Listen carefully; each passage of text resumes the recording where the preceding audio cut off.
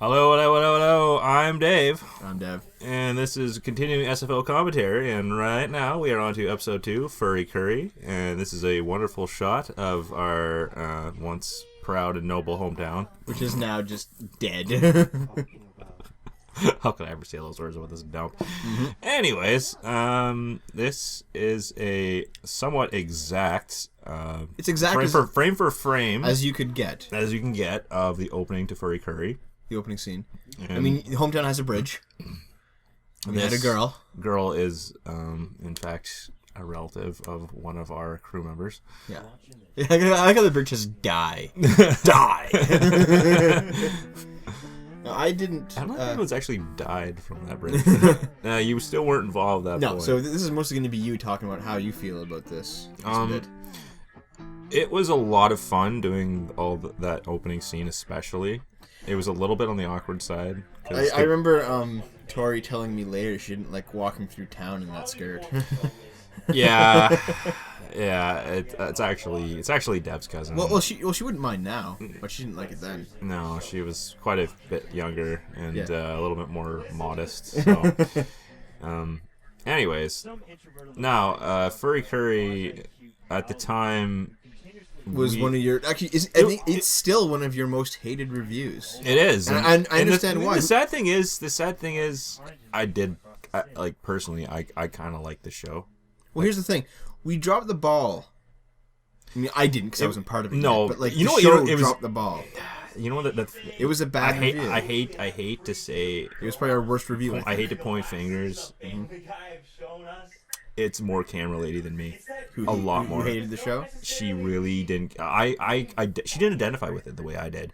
I identified That's it because I'm like the kid. I come from a small town. I come from a kind of a wacky family.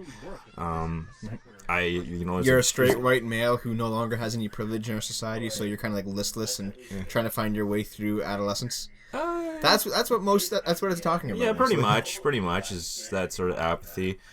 And we also there's like a giant steaming iron in the middle of his town, and we have there's a big giant mill. So the biggest criticism of a lot of modern just literature in general is that it's always about so many culture references. It's always about like just some white guy who kind of just feels listless throughout his life because he's reacting to like the loss of privilege as minorities slowly grow in power in our society. Yeah. So, and then always they call her the manic pixie dream girl shows up in his life. Yeah. And she's not like subordinate to him, but she exists within the story solely just to make his life better.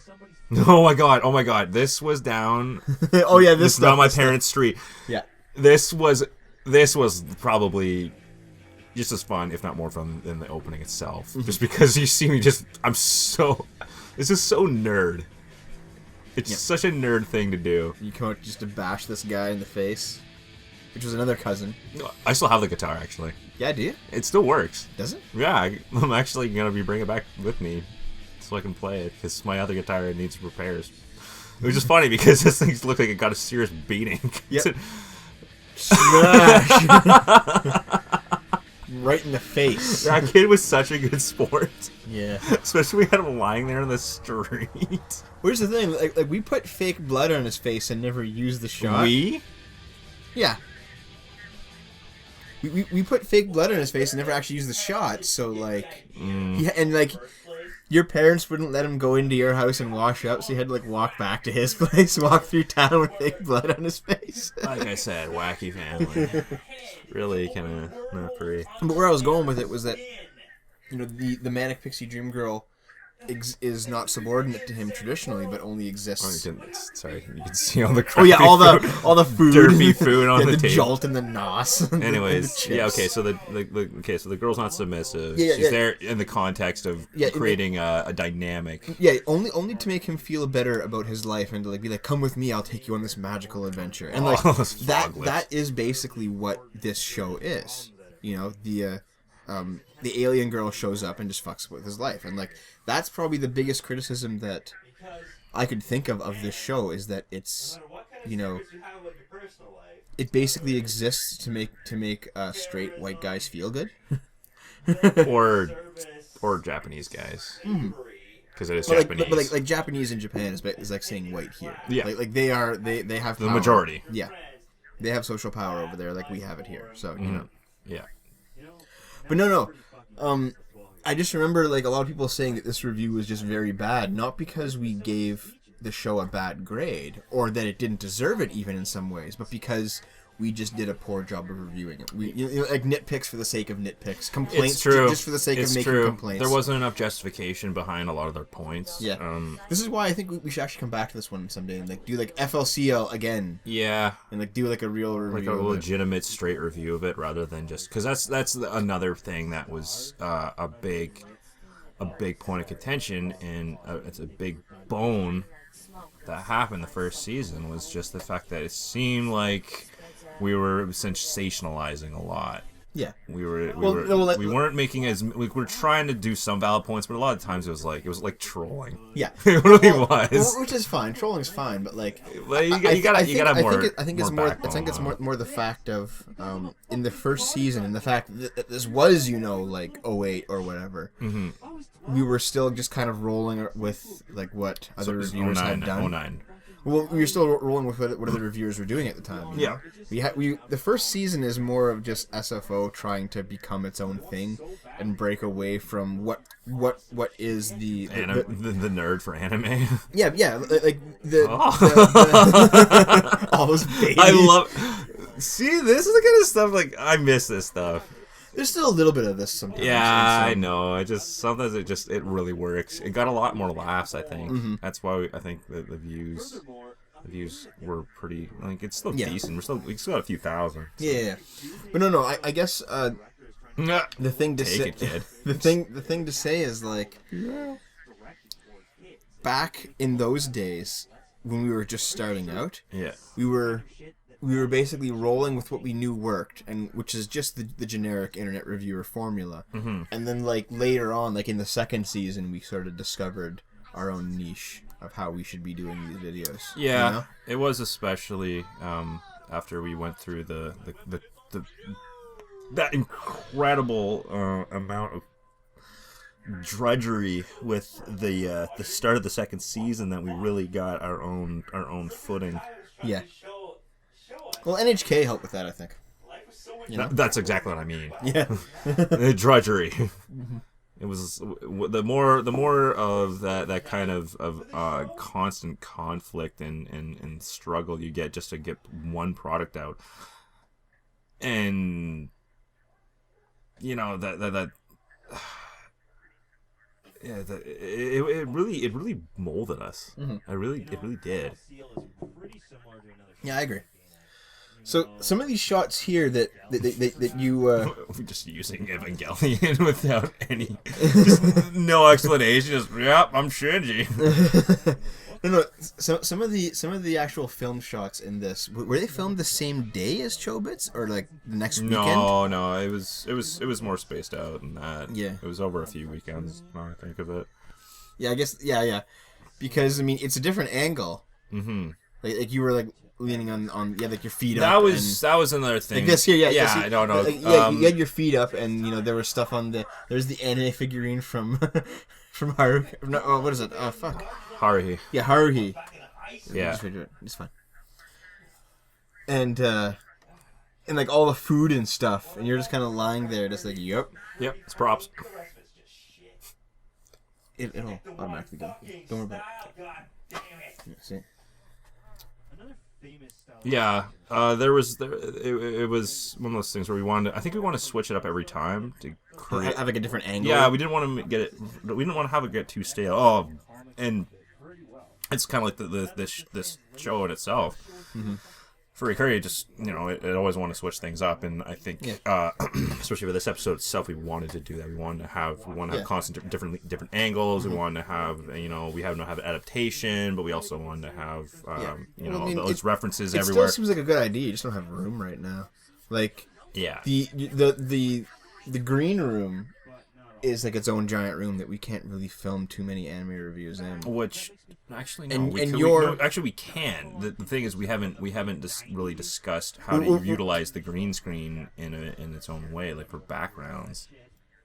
Yeah, but no. What I mean more is like You had your parents' basement. Mm-hmm. And while they were gone, we could utilize that room any way we wanted. Essentially. Yeah, we couldn't destroy it, but like, you know, we could We tried. But like, what we could do is like, you know, we could get like an angle from the left, from the right. We could get one from below. We could, you know, we could do any kind of filming that we wanted in there, like this. See? But in your current bedroom, it's too small to do anything but just the one angle. Yeah. And unless you like move it's a matter of furniture, space. or unless you just clean it for once. And we can't. No matter how empty it was, it would still not be. It's not enough. And even if you even if like we filmed out in the green room and just didn't use the green screen, just sat there on the couch, and there's still only so many angles you can do, because you know. Sorry. Yeah, Prince. I hated Prince at this point. I fucking hated him. It wasn't until I moved in with Al that I started really liking his music.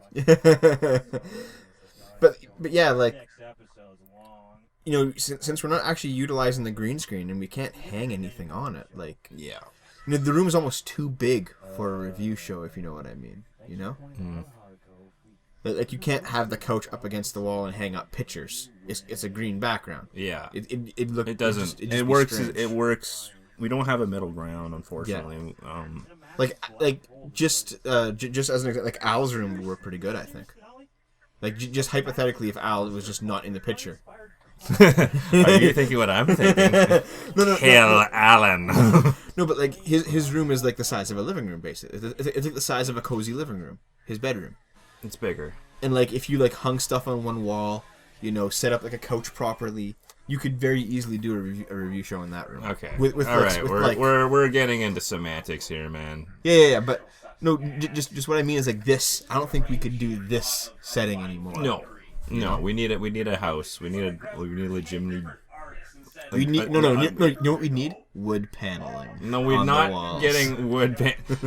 Oh my god! Why do I have this image of you driving around in this creeper van with beaver paneling on it, and then asking kids if they want to come back so you can film stuff in your wood paneled basement? I don't know why no one likes wood panel. I think it's really cool. It's fine. It looks neat. It just you can hang stuff up on drywall too, and drywall's kind of. Yes, you can, but wood paneling has that feel, you know. It's also very hard to work with, and it buckles over time. In case you hadn't noticed, in my parents. Yeah, it's all warped. It's bad. Yeah, even back then when we filmed this stuff, it was all warped. When we filmed the first season. I just wonder how much rant I had going on at this point. Rant? This whole episode, it's just. You ranting? It's a lot of rant. Yeah, it's true. It's unnecessary ranting too, and that was the thing. It was more emotion than logic. I don't know, like between now and say episode 100 of the anime reviews, which number do you want our return to Furry Curry to be? That's a good question. I'm gonna think on that one. How about like? This can't be 100 then. No, it's not gonna be 100. We can make it number 99. No, the great one. I don't know about that either. How would we do it like? Let's do it episode 86. Why 86? I just chose a number.